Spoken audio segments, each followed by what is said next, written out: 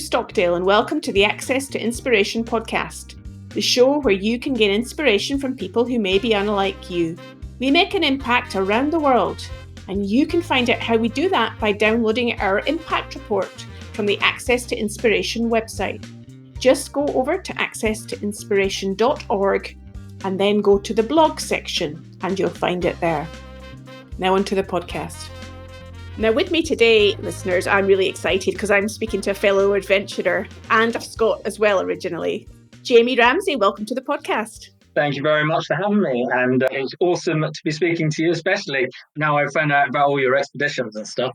I was reading on your website, Jamie, that you have completed over 43,000 kilometres of human-powered adventuring.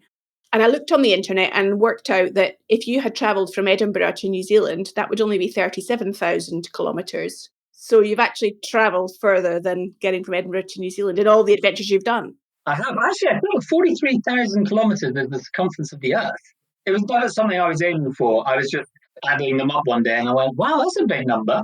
And then I thought, what's the equivalent of that? And then looked and then thought, wow, I've done the Earth. And then I went to the next planet and it was like 160,000. And I was like, right, we're not even going to aim for that one. So I'm so lucky to have done so many adventures. Very grateful. So the first question I want to ask you is, what's it like when you stop moving? What's it like when I stop moving? Yeah, it's an interesting one because a lot of people speak to me about, like, how do you have the mental capacity to keep going in these adventures? How do you keep pushing yourself day in, day out? And the real question is what you've just asked is, how do you deal with it when you stop? Because you can put me in the middle of nowhere and tell me to work 24 hours a day, every day, and I'll just keep going and going and going. When I stop, I find it difficult. My mind starts wandering. Motivation gets more difficult if I don't have a target. So I always need to have a target.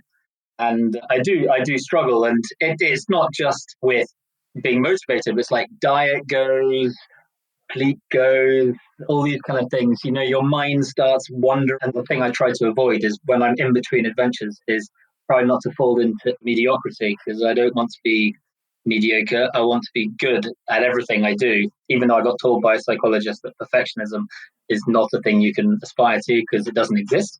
But I do like to keep going. And I think that's sort of why when you look at my adventures I've done, they're just back to back. They have as little gap between them as possible because I'm conscious that I need to keep going. I keep the motor turning. So yeah, I do struggle. I also might look at the sense of you constantly moving and think, what are you running away from? Yeah, see, no, a question I do get, what are you running away from? What is it that you're not happy with? And I don't see that. I flip it around the other way. It's what are you running towards? What are you trying to achieve? Because I think before I started adventuring, I was very guilty of mediocrity and just sitting there, kind of just happy with my life, just going through the motions, doing what everyone expected of me, but never really being happy or satisfied or fulfilled. And then when you do something huge, you suddenly realize that actually is really achievable. And then your mind starts thinking, what can I do next? And it's like a circle, you in the middle. What do you think you're capable of? And when you start pushing that barrier, the circle grows. And I remember thinking, I think I was running across the Andes. I've done about 14,000 kilometers of running. I was running 60 kilometers a day at 4,300 meters. And I was thinking, well, if you can do this and find it easy, then let's push this. Let's keep pushing. Yeah, so that's kind of how I deal with it. It's great to know that you're moving towards something and pushing those boundaries. So when I started, I was a road runner. I was the guy who did the 10K road running to work 3 times a week or something. And then I did a 5K, then a 10K, then a half marathon, then a marathon, then a marathon, and a safari park. And I kept pushing the barrier. And I pushed running as far as I thought I could push it, and then did my big adventure of running from Vancouver to Buenos Aires. And I came back and I was doing the same thing again and again. And then I realized that to keep pushing boundaries, I had to stop proving myself and other people that I could already do something. I had to challenge myself in new ways. So that's why my adventures started going to cycle touring and then hiking and then climbing mountains. And, I'm scared of heights. So climbing mountains for me is a big thing. And you just keep pushing every aspect of the adventure and just try and push it a bit further. And then I think this year, which I can't talk about exactly what my last adventure is going to be, but it combines lots of these together. You kind of say, look, I could do the running, I can do the mountaineering, I can do the hiking. Let's put it all together and create something different. So it isn't just more of the same. There is always something new. There always has to be something new. I can't do the same thing again and again. And I think I kind of liken it to an addiction.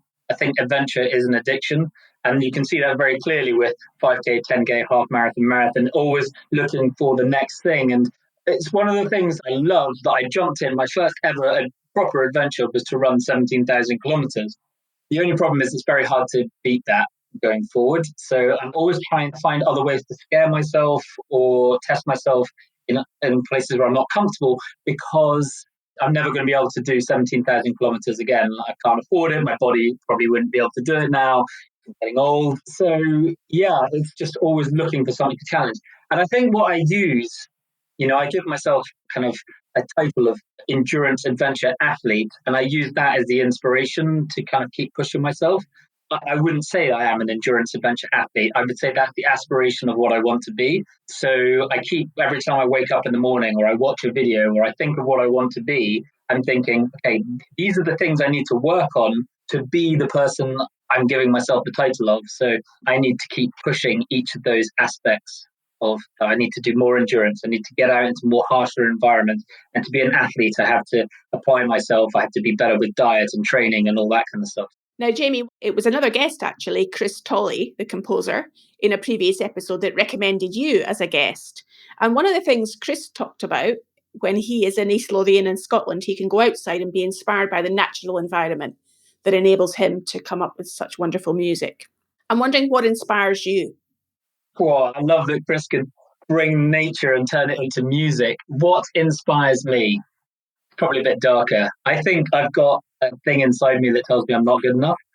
So I'm basically go out there trying to prove, and it's not a negative thing, because that thing is what makes me go out there and push myself hard and do things I never thought I was capable of. So rather than feeling, oh God, I'm just not good enough, I think, right, let's prove that you are good enough, which I think also helps with, like, when I go on adventures, I don't do it for anyone else. I don't care if anyone else follows me. I just want to come back thinking, yep, I gave that the best shot I could, and I'm ready to go on to the next challenge. So it's about taking that kind of negative feeling and turning it into a positive. The way I like to put it in my head is it's like coal factory. I take the negative, which is the coal, and then turn it into positive energy, not too much emissions.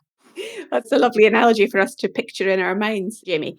It also strikes me that to be able to do many of these adventures, is certainly the experience I've had in adventuring, is we need sponsors to help support us because it costs financially. I'm wondering how much of your adventures are really within your own capacity to drive them as you want to do versus potentially the pressure from sponsors to deliver what they want.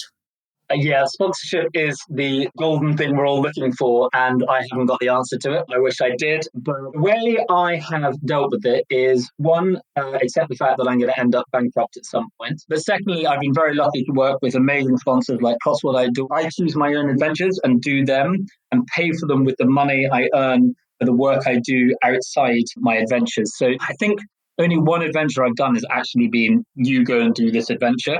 Every other adventure is I've come up with it completely on my terms.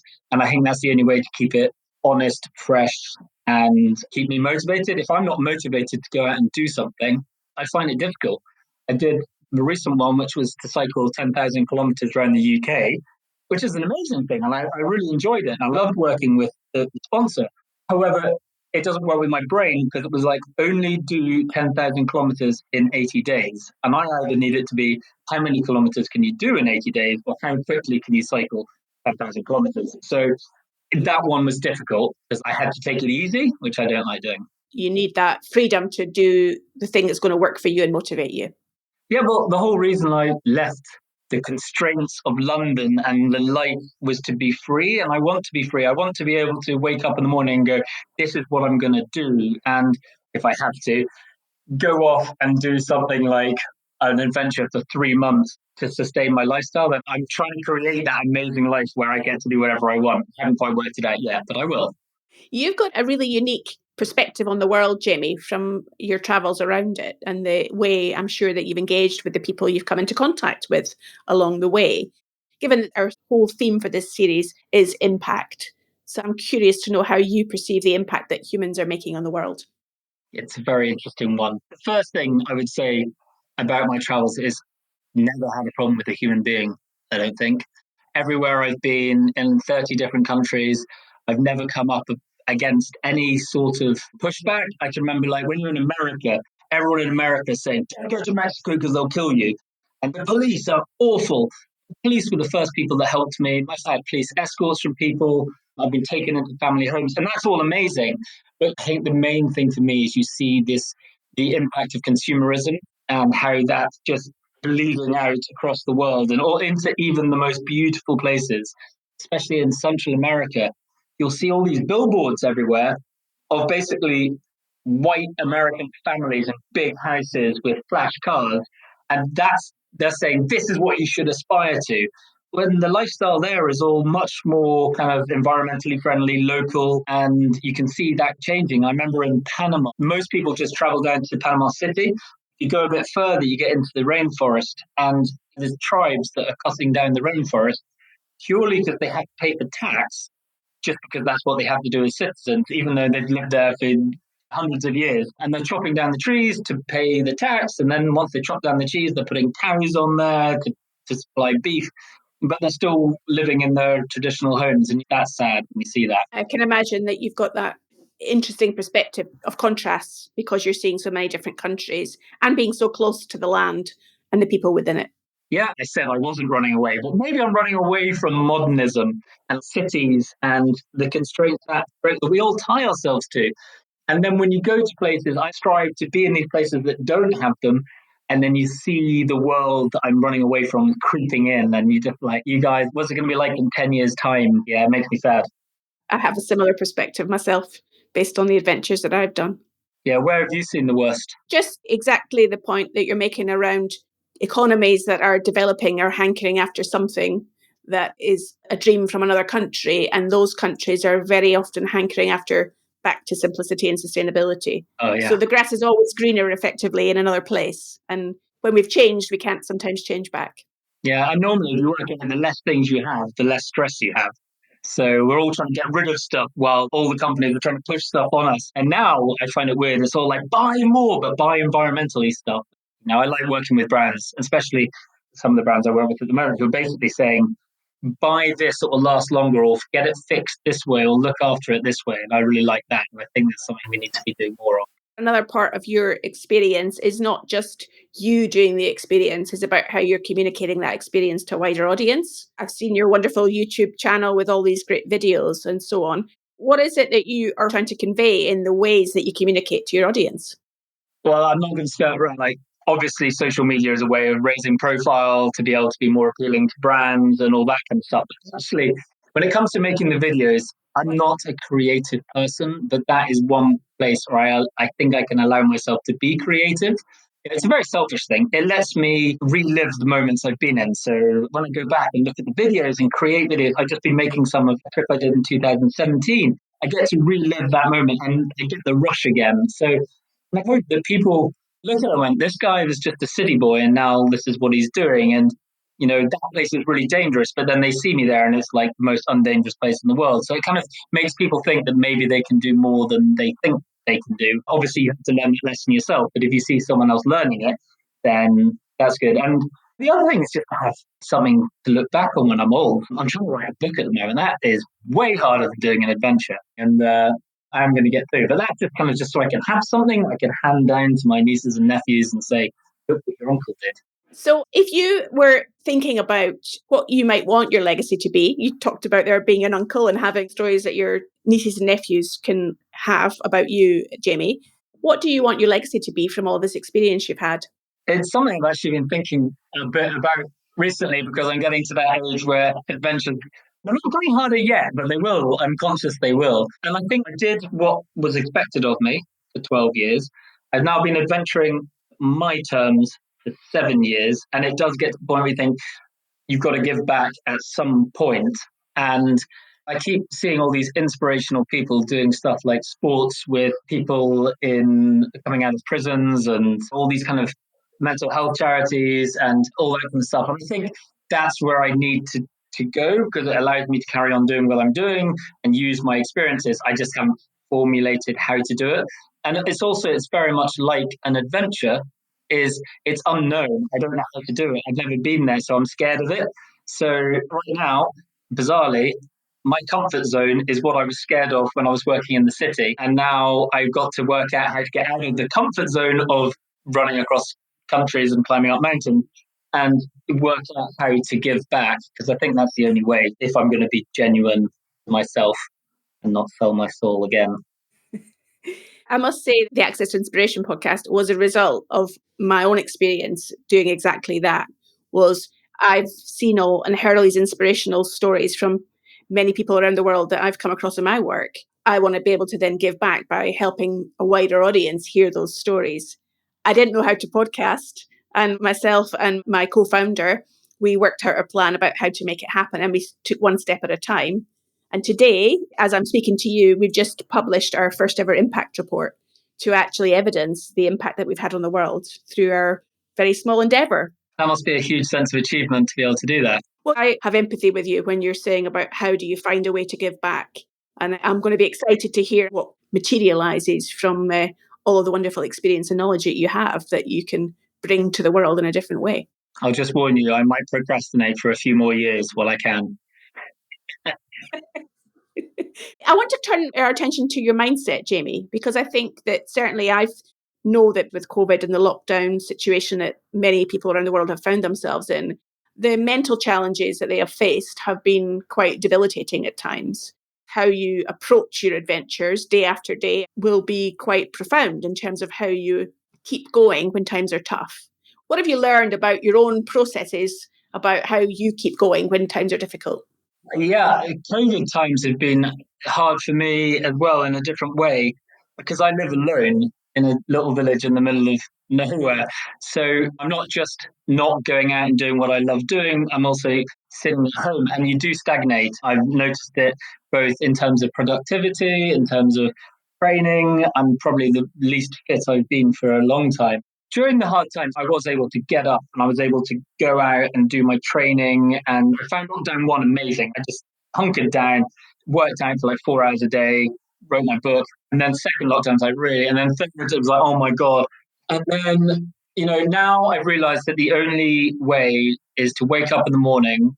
And the way I deal with it is, who do you want to be? You want to be this, then you have to work to get there. And, the people who are succeeding, they're not sitting around thinking, oh, I can't do this because of this. They're thinking, what can I do to get around that obstacle to get to where you need to be? And it's another one that everyone talks about is you plan where you want to be and then create the list of things you have to achieve before you get there and then take them off one by one. And realized that I fell into a bit of a hole. I probably ate and drank too much and all that kind of stuff.